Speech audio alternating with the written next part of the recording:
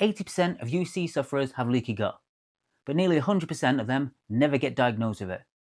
Now, if you have any of these common symptoms, you may have leaky gut. So there's joint pain, fatigue, food sensitivities. So if you had eaten food before and you can't seem to tolerate the same foods, then you've got your UC symptoms if they're getting worse. If you suffer from depression, anxiety, irritability, all these are very common signs that you have leaky gut. And no doubt you've experienced at least one of them today. I know I used to experience at least 2 or 3 of them symptoms every single day. And it wasn't until I started the carnivore elimination diet that I realized that I must have had something else underlying. Because when I first started, I used to just eat minced beef, butter, a few steaks here and there. And then, obviously, I thought I'd add something different into my diet that would be a bit of variety. So I'd have either one day a bit of chicken, and I think to myself, that's giving me a bit of joint pain. Or that seems to have upset me a bit. I seem to feel a bit brain fogged. Right, okay, maybe it's still my UC. Maybe I'm still healing. So then I'd leave it a couple more months. I'd add something else in and think, you know what, I'll add a few eggs in and see how that was. Then I'd react with that. And I had the same sort of symptoms where I'd get brain fogged or I'd have the food sensitivities because I used to be able to eat eggs and now they don't agree with me. So I kind of thought to myself, I need to figure out what this is because it doesn't make sense. I'm eating the most anti-inflammatory diet out there is, and it's supposed to be healing. So I looked more into it and I found out about the leaky gut. Now, how does your body go from a healthy gut to a leaky gut? So what happens is your gut lining gets permeable, which basically means it gets thinner. So if it gets thinner, it's like a net. So instead of it being nice and tight, the net just loosens up like this, and then all sorts of food particles and bad bacteria, instead of staying inside of your intestines where they should be, that's when they start leaving and start going into your body and into your bloodstream where they're not supposed to be. So then that causes like a full immune response, and the rest of your body going into fight or flight mode, going, what the fuck is this? I need to get this out of my system ASAP because it's causing me stress. So what happens is your body then goes triggering all these immune responses, causing inflammation, because that's one of the best ways for you to heal is actually the inflammation. And then your body goes into mad overdrive just because your gut lining is letting things through that it's not supposed to let through. And even if you're in remission, one of the things is it can smolder in the background. So you get a volcano, no one really knows when it's going to erupt. It's just smoldering away in the background. All of a sudden, it erupts. And it's the same as if you're in remission. You can kind of not realize you're eating these foods that are either damaging your gut lining or irritating it or destroying the mucus layer, or it's gradually just building up just small pieces going into your bloodstream. And over a little bit of time, it just builds up and then it kind of just makes you flare up again. It's like filling a jug up, keep going and going and going, and all of a sudden it just spills over, and then hey presto, you've had another flare up.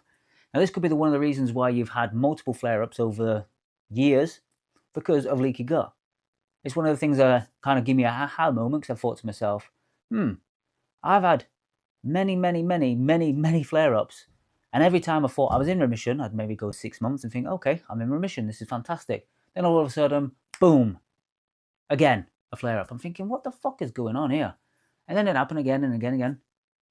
But what gets to me is doctors have never ever told me about leaky gut. I got diagnosed 12 years ago and not one single doctor has ever said to me about leaky gut. Have they ever told you about leaky gut? Or is it something that you found out and researched yourself? Or is it something that you never knew about and now all of a sudden you find it and think, that actually makes total sense? Which makes you feel like you are hopeless, like you have no say in how you're going to heal. Makes you feel like utter shit because these specialists and doctors are supposed to help and they're supposed to get you into remission, but yet they aren't doing root cause healing, so they're not getting to the bottom of things of why you keep repeatedly flaring. This is why I've created a protocol. Is the 90-day regenerative UC protocol. Top link in the description. It basically has everything you can possibly think of to get you in remission as fast as possible, and it goes into more depth about how to heal your leaky gut, how to obviously get rid of other underlying things that could be causing your flare-ups, because it might not necessarily be the UC, it might be something else that's causing a trigger to then cause your UC to then flare. Now there are certain tests you can do for finding out if you've got leaky gut. It's up to you if you want to go and get any tests, but I'd say most doctors, especially in the UK, they're definitely not going to either recommend it or definitely not even going to know what it is. Because I've spoken to them and I've asked, last time I had a bit of a flare-up, I spoke to them, I said, I'm wondering if it's leaky gut. And they said, oh, we're not sure. I think the best thing you can do is to go back onto biologicals. And I'm thinking to myself, right, well, they didn't work last time.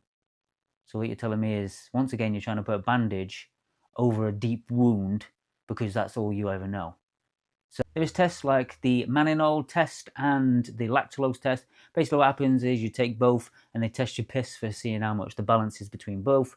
I'm not too sure on which has to be more and which one doesn't. One of them has to be more, and obviously that shows you've got more of a leaky gut. Then you've got the zonulin test. Basically, if you can find loads of that in your blood, that's another way for them to think, okay, maybe there's a leak going on. And then sometimes when they do a comprehensive test for stool, they do sometimes test to see if there's a leaky gut. But I think that's generally like, if you've really paid for the top whack private, like best people, they'd probably do it then.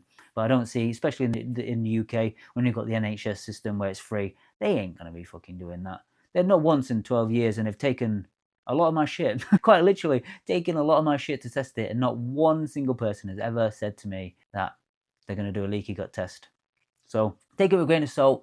Generally, if you've got one of them symptoms and you've got UC, you're 80% chance that you've got it. So you might, when you are healing, you might just as well try and heal your gut at the same time and your gut lining, because at the end of the day, there's nothing to lose.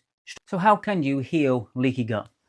So with leaky gut, you want to be removing all of the bad toxins, the plants, the carbs, the sugars. All these things can basically damage the lining inside your intestines. Not just that, they can also feed the bad bacteria that's in there. So the bad bacteria itself will attack obviously the mucus layers. They will attack everything that's going on in your intestines, and they'll cause inflammation and maybe flares. So you want to try and get rid of all the plants, all the carbs, all the fiber, all that sort of junk, because at the end of the day, it's just going to damage your gut lining even more while you're in a flared state. So what can you eat? So you want to be eating food that is rich in glutamine, glycine, and collagen. So when you get meat, say you get some ruminant meat, so beef, you put it in a bit of water, slow cook it for a few hours. So this could be like all sorts of tendons and bones, and you want to make a meat, basically a meat broth. Eat the meat, which is fantastically tasty, and then obviously you drink the liquid afterwards, and that is the helping, that's going to soothe your bowels because it's got all the collagen and everything in it. So that's a great way to get them vital things in to heal your intestines. Then there's butyrate. So butyrate is something that helps tighten up your lining. So as I said earlier, you've got the net. So that's quite loose in the minute. When you have butyrate, it kind of tightens everything up. So then what happens then, it's harder for all the particles and the bacteria to go through. So things like ghee, butter, then you've got fermented dairies. All these things here help produce natural butyrate inside your system. As I said earlier about the elimination carnivore diet, getting rid of bad bacteria, you want to create a great environment for your intestines, for all the bacteria. That is why you eat the elimination carnivore diet, because it kind of kills off most of the bad bacteria that's inside your intestine, and then it weakens the rest because they can't eat this preferred source that they want, which is fiber, which is sugars, which is carbs. So you eliminate them, it reduces the amount of bad bacteria that's in your intestines, which then you're less likely to have flares, and it's less likely for your intestines to get worse, basically. Another massive thing is reducing stress itself actually targets your intestinal wall, making it weaker. It causes the inflammation.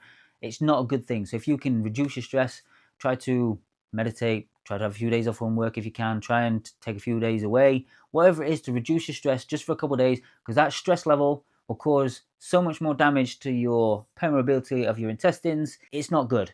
Stress is one of the biggest things that cause flare-ups of UC, and this is no wonder when it attacks your lining of your gut. All these are inside of my UC regenerative healing protocol. It goes into more depth about how to obviously reduce stress, how to create a better environment, how to kill off the bad bacteria, how to remove all the foods and start the carnivore elimination diet. Now let me know in the comments below, have you experienced any of these common symptoms recently? And if you like the content and you want to keep healing your UC, then subscribe, and I'll see you again soon.